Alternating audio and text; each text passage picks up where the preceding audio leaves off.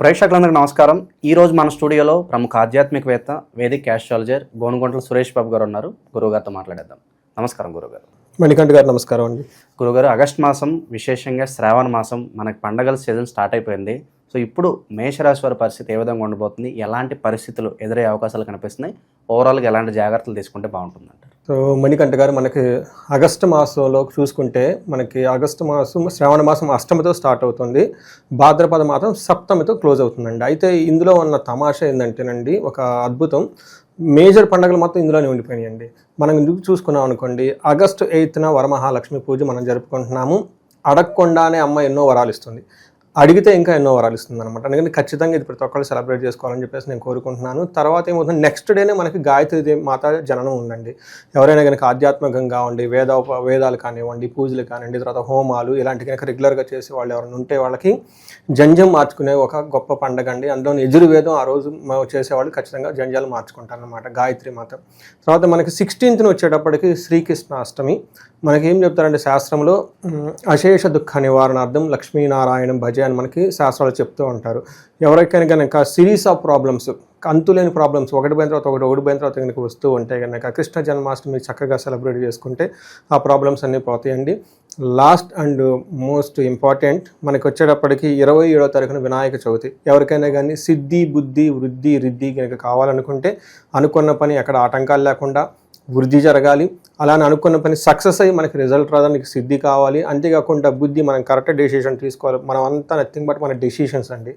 ఇలాంటి కనుక మనం అన్నీ కనుక మనిషికి సాధించుకోవాలనుకుంటే ఈ శ్రావణ మాసాన్ని ప్రతిరోజు చక్కగా సెలబ్రేట్ చేసుకొని ప్రతి విశేష దినాన్ని చక్కగా సెలబ్రేట్ చేసుకుంటే ఈ గ్రహాలు పెట్టే బాధలన్నీ పోయేసి చక్కగా వాళ్ళకి ఉపశమనం వస్తుంది. అందుకని ప్రతి ఒక్కళ్ళు సెలబ్రేట్ చేసుకోవాలని చెప్పేసి మనం కోరుకుందామండి.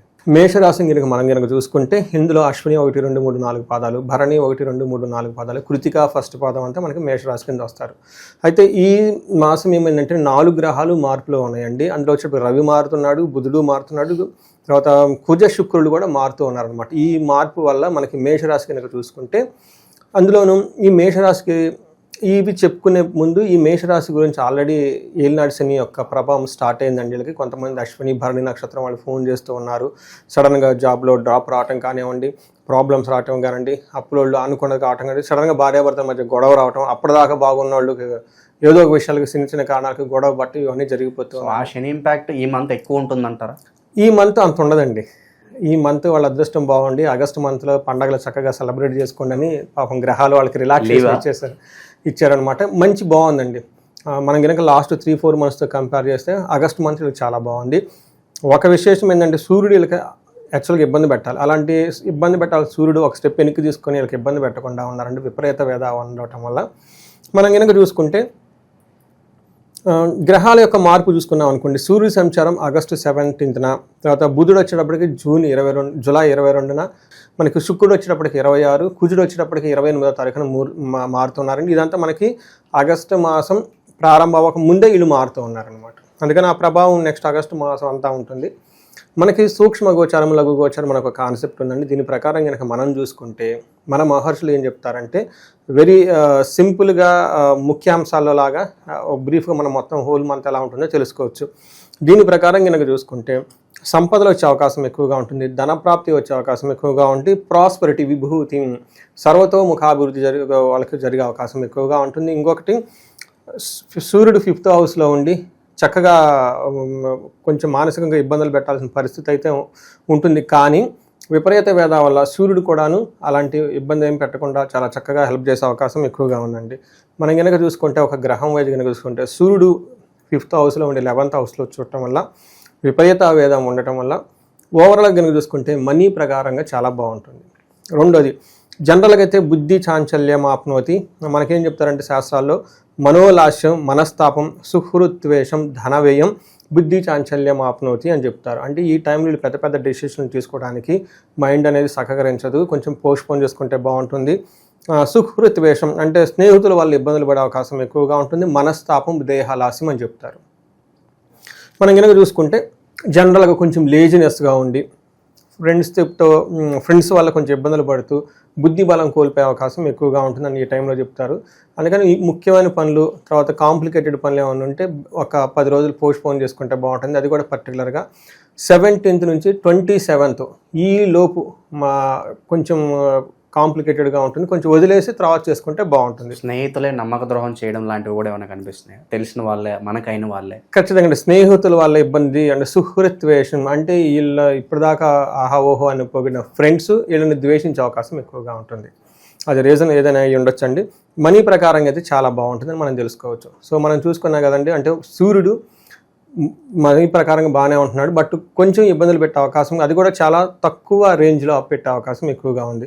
మనం 6వ ఇంట్లో మనకి కుజుడు ఉన్నాడండి, మంగళుడు 6వ ఇంట్లో శుభాన్ని తీసుకుని వస్తారు.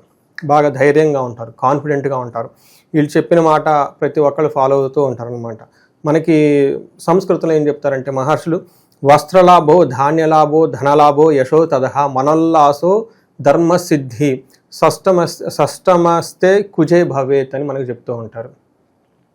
అంటే ఈ టైంలో వీళ్ళు వస్త్రాలు కొనుక్కోవటం, ధనం కొనుక్కోవటం, ధాన్యానికి సంబంధించిన పనులు ఏమైనా ఉంటే వాటిలో కలిసి రావటము, కీర్తి ప్రతిష్టలు ఉండటము, మనసంతా చాలా చక్కగా ఉల్లాసంగా ఆరోగ్యంగా ఉండటం, ధర్మసిద్ధి, మంచి మంచి పనులు చేయాలనుకోవటము, ఇవన్నీ వాళ్ళకి జరుగుతూ ఉంటాయి. కాబట్టి కుజుడు 6వ ఇంట్లో మంచి యోగ్యతనిచ్చి చాలా ధైర్యంగా ఉంటారు, బాగా ఏమంటారంటే కాన్ఫిడెంట్ లెవెల్ చాలా ఎక్కువ వెళ్ళిపోతూ ఉంటాయి అనమాట. మనం కనుక చూసుకుంటే మార్చి తర్వాత వీళ్ళకి అంత గ్రహస్థితి అనుకూలంగా లేదు, బట్ ఆగస్టు సెప్టెంబర్ మంత్లో ఇది చాలా బాగుంటుంది. తర్వాత మనకి అయితే ఒక చిన్న ప్రికాషన్ ఏమంటే భార్యాభర్తల మధ్య కొంచెం గొడవలు వచ్చే అవకాశం ఎక్కువగా ఉంటుంది, ఇది మనసులో పెట్టుకోవాలి. అగైన్ మన శుక్రుడు వీళ్ళకి మంచి చేసే అవకాశం ఎక్కువగా ఉంటుంది. 3వ ఇంట్లో శుక్రుడు ఉండటం వల్ల, 9వ ఇంట్లో చూడటం వల్ల ఈ టైంలో వీళ్ళకి దైవ చింతన ఎక్కువగా ఉంటుంది, పెద్దలు చెప్పిన మాట వింటూ ఉంటారు. తర్వాత మనకి ఏం చెప్తారంటే గుళ్ళు అవన్నీ చక్కగా తిరుగుతూ ఉంటారు, తీర్థయాత్రలు చేయటం ఇవన్నీ ఎక్కువగా చేస్తూ ఉంటారు, గురువులు చెప్పిన మాటలు వినటం ఇవన్నీ చేస్తూ ఉంటారు. వీటితో పాటు కనుక చూసుకుంటే గౌరవ వృద్ధి, మాటలో చలామణి, పలుకుబడి పెరగటము, మిత్రుల ద్వారా లాభం ఇవన్నీ చూపిస్తూ ఉంటుంది. అయితే కొంచెం ధన వ్యయం కూడా అయ్యే అవకాశం ఎక్కువగా ఉంటుంది. అంటే టూ మచ్ లగ్జరీస్కి, కంఫర్ట్స్కి ధనం ఎక్కువ ఖర్చు పెట్టే అవకాశం ఎక్కువగా ఉంటుంది. ఇవి గ్రహాల వల్ల, 3 గ్రహాల వల్ల ఈ మనకి మేషరాశి వాళ్ళకి జరిగే మనకి బెనిఫిట్స్ అని మనం చెప్పుకోవచ్చు. గురుగారు, ఇక ఈ రాశిలో ఏ నక్షత్రాల వల్ల ఉంటారు, వాళ్ళకి స్పెసిఫిక్గా ఎలా ఉండబోతుంది?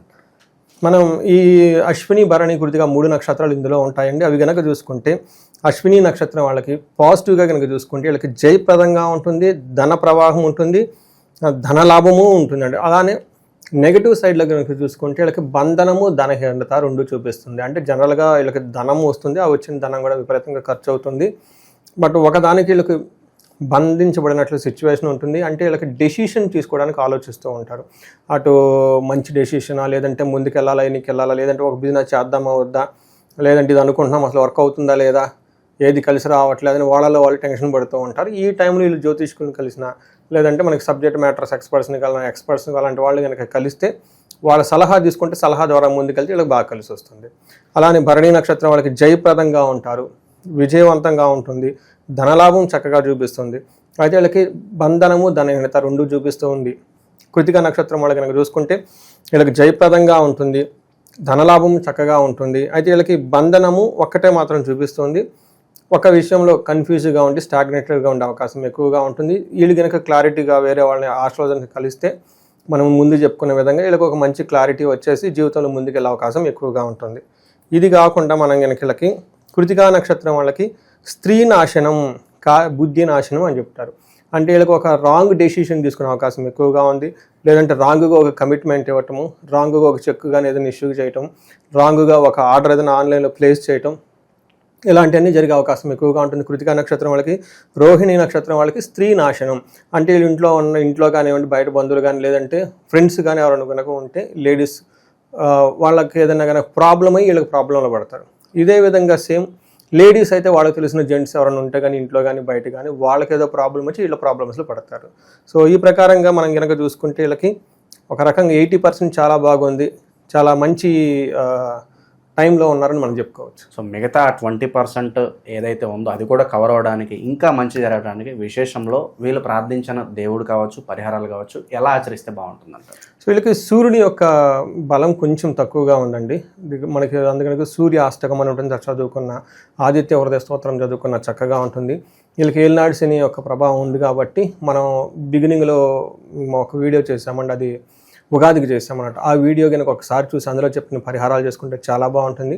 ఇవి కాకుండా ఎవరికైనా కనుక ఫైనాన్షియల్ రిలేటెడ్ కనుక ఏదైనా కనుక ప్రాబ్లమ్స్లో ఉంటే ఆగస్టు 21, 22 సామూహికంగా ఒక హోమం చేయాలని చెప్పేసి ప్లాన్ చేసామండి. జనరల్గా ఇది 1-to-1 ఇప్పటిదాకా చేశాను, హోమంగా పబ్లిక్గా ఎప్పుడు చేయలేదు. కొంతమంది నేను అప్పుడు ఇచ్చిన సజెషన్స్ వల్ల అయితేనేమి, ప్రైస్ ఎక్కువ అయితేనేమి మేము చేయించుకోలేమండి, సామూహికంగా అయితే ఉంటే చేయమని అడుగుతూ ఉన్నారు. బట్ ఎప్పుడు ఇనిషియేట్ తీసుకోలేదు. బట్ ఈసారి ఆగస్టు 21, 22 ఒక ప్రోగ్రామ్ లాగా అనౌన్స్ చేశాను. అది కూడా నెంబర్ ఆఫ్ పార్టిసిపెంట్స్ చక్కగా వస్తే వాళ్ళ పార్టిసిపేట్ని చూసి వాళ్ళు ఇంట్రెస్ట్గా ఉంటే అది పూజ చేయాలని చెప్పేసి హోమం అది 2 రోజులు ఉంటుంది. ఒక రోజేమో కుబేర పాశుపత అభిషేకం, రెండో రోజు వచ్చేటప్పటికి మహాలక్ష్మి విశేష హోమము విత్ కుంకుమ పూజ, గౌరవ పూజ ఇవన్నీ ఉంటాయి అన్నమాట. ప్లాన్ అయితే చేసాం, అనౌన్స్ చేస్తున్నాం కాబట్టి నెంబర్ ఆఫ్ పార్టిసిపెంట్స్ వస్తే. మరి ఏంటి పార్టిసిపేట్ చేసిన వాళ్ళకి ఎలాంటి ఫలితాలు వాళ్ళు ఎక్స్పెక్ట్ చేయొచ్చు అంటారు? ఇది ప్యూర్లీ మనీ రిలేటెడ్ అండి. ఒకటే మనకేం చెప్తారంటే శీఘ్ర ధన ప్రాప్తి, అంటే ధనం మనకు త్వరగా రావాలి. రెండోది వచ్చిన ధనం నిలబడాలి, కుబేర పాశుపత అభిషేకం, ఆ ధనం ఇక్కడ మనం నిలబడిపోతుంది. మూడోది నష్ట ద్రవ్య ప్రాప్తి, అంటే ఎంతమంది వాళ్ళు వేరే వాళ్ళకి డబ్బులు ఇచ్చుంటారు, ఏదో మనకంటే ఇంట్రెస్ట్కో వాటికో మన డబ్బులు వేరే వాళ్ళకి ఇస్తాం, ఏముంది ఉద్దేశం మళ్ళీ మనకి తిరిగి వచ్చింది అనే ఉద్దేశంతో ఆ డబ్బు వాళ్ళ దగ్గర పెట్టేసుకొని మన దగ్గరికి రాదు. సో ₹1 నిలబడాలన్నా, పోయిన డబ్బు మళ్ళీ మనకు తీసుకురావాలన్నా అలాంటి వాళ్ళు పార్టిసిపేట్ చేయొచ్చు? ఖచ్చితంగా అండి. అది మనకేమంటారంటే పురుషార్థాలు అంటారు. మనిషి అనేవాళ్ళు దుఃఖపడకుండా జీవనం సాగించిన యొక్క ఉద్దేశమే మన మహర్షులు దేవుళ్ళది. వాళ్ళు ఏంటంటే మనకి వేదాల రూపేణ, స్తోత్రాల రూపేణ ఎన్నో రహస్యాలు అందులో పెట్టేశారు. సో అందులోనూ రెండోది ఏమని చెప్తారంటే ధర్మార్థ కామ మోక్షాలు పురుషార్థాలు చేయాలంటారు.